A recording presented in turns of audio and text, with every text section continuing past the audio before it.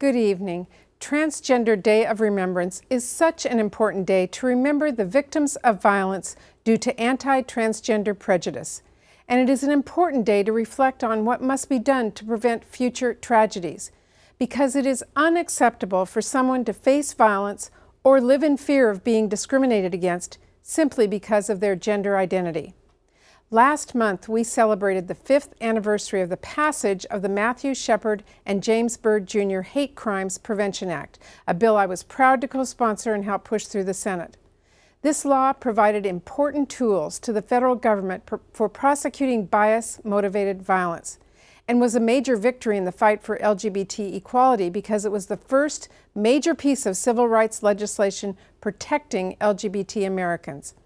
The Matthew Shepard and James Byrd Jr. Hate Crimes Prevention Act was a step in the right direction, but there is still so much more work to be done.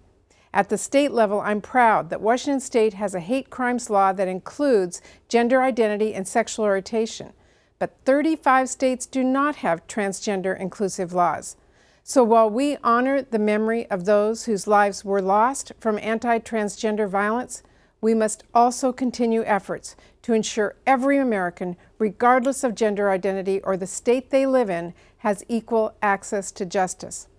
All Americans should have the opportunity to live freely, openly, and safely in their community without fear of harassment or violence.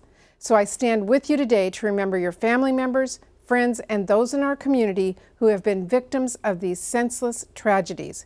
And I will continue to be your ally and partner in the United States Senate. Thank you.